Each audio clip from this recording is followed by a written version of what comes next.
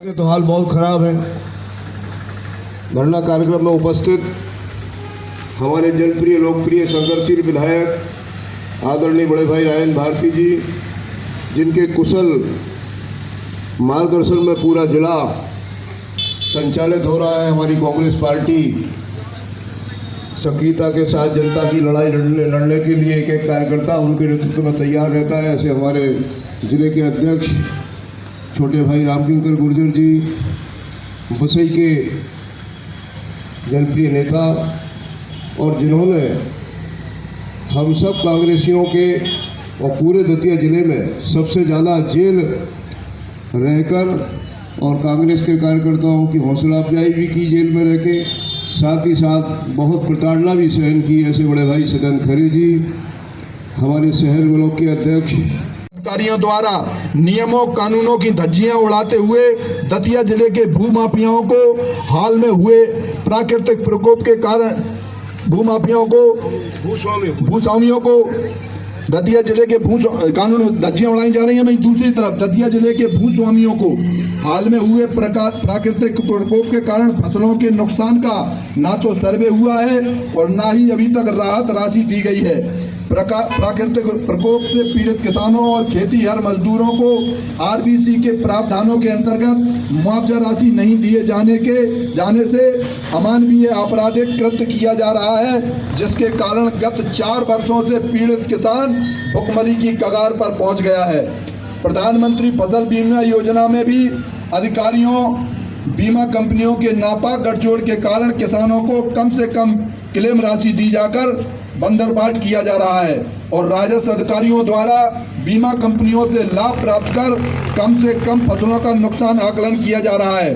दतिया जिले में गत 4 वर्षों से प्राकृतिक संकट का सामना कर रहे किसानों और खेतीहर मजदूरों को मुआवजा राशि बीमा क्लेम राशि ना के बराबर प्राप्त हुई है, जिसके कारण किसानों में भीषण रोष एवं आक्रोश व्याप्त है। अतएव किसानों की समस्याओं और मांगों की पूर्ति के संबंध में निम्नांकित निवेदन है। यह कमेटी के आह्वान पर पूरे जिले में लगातार धरना प्रदर्शन किए जा रहे हैं।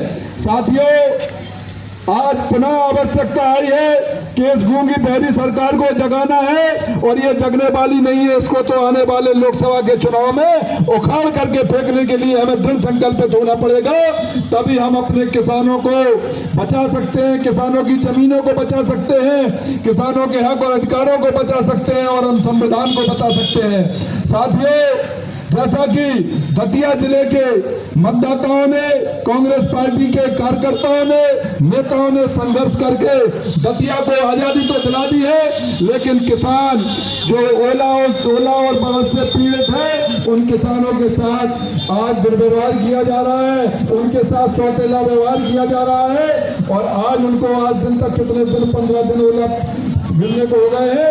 आज दिन तक ना तो किसानों को मुआवजा दिया गया और ना ही उनको ये जानकारी दी गई कि तुम्हें कितना मुआवजा मिलना है, कितना नुकसान हुआ है।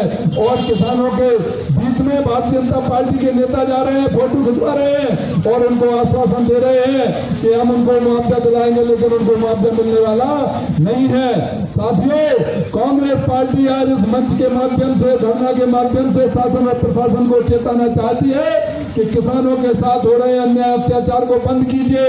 पीड़ित किसानों को ओलावृष्टि से जो फसलों का नुकसान हुआ है, उसका सही से सर्वे करा करके किसानों को मुआवजा दीजिए। कांग्रेस पार्टी आज इस धरना के माध्यम से आपको चेताना चाहती है, अगर जल्दी आपने किसानों को मुआवजा नहीं दिया, उनके नुकसान की भरपाई नहीं की, तो कांग्रेस पार्टी सड़कों पर आकर के आप शासन प्रशासन के खिलाफ आंदोलन करने के लिए मजबूर होगी, जिसकी जिम्मेदारी शासन और प्रशासन की होगी।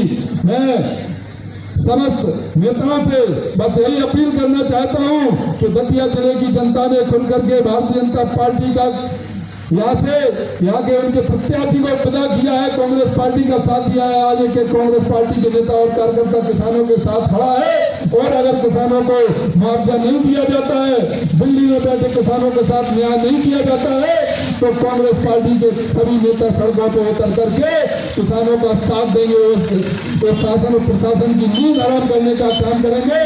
और आने वाले लोकसभा के चुनाव में उन्होंने जो किसानों के साथ धोखा किया मोदी ने और भाजपा ने, उसका जवाब आने वाले लोकसभा के चुनाव में हम सब मिलकर के देंगे। ये चर्चा आई थी कि जमीन पर उतरकर आंदोलन करने की आज आवश्यकता है, कार्यकर्ता के संरक्षण की आज आवश्यकता है।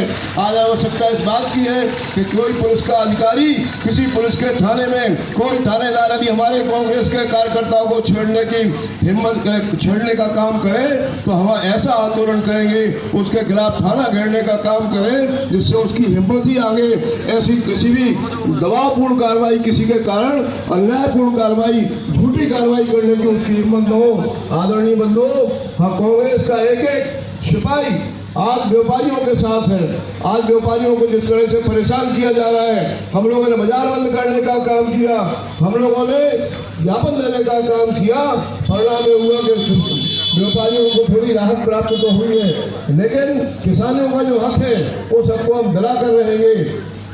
आप देखिए आज चुनाव आ गए हैं लोकसभा के, दतिया में तो चूंकि एक एक कार्यकर्ता बहुत सजगता के साथ रात भर जाग के और कांग्रेस को पक्ष में काम कर रहा था। जनता भी नरोत्तम मिश्रा के खिलाफ थी, इसलिए ईवीएम का फंडा दतिया में नहीं चला, लेकिन और प्रदेश में तो ईवीएम का फंडा चल गया। और ईवीएम का जो भंडाफोड़ है वह अभी एक चुनाव आयोग ने किया है। चुनाव की घोषणा होने के पूर्व 2 या 3 दिन में आचार संहिता लगती, चुनाव का कार्यक्रम आता, लेकिन एक चुनाव आयुक्त ने उसके पूरी त्यागपत्र दे दिया और एक चुनाव आयुक्त पहले ही से नहीं था। अब चुनाव आयुक्त यदि आपके चुनाव आयोग से हटने का निर्णय ले रहा है तो इसका मतलब यह है कि उसके ऊपर कितना दबाव होगा, कितना दबाव उसके ऊपर होगा कि तुम्हें निष्पक्ष चुनाव नहीं कराना है, तुम्हें एक पक्षीय चुनाव कराना है। इसलिए चुनाव आयोग इस्तीफा दे रहे हैं। आज चारों तरफ यह स्थिति बनी हुई है, आपके लोग इस तरीके से जनता को सताने का ऊपर से काम कर रहे हैं।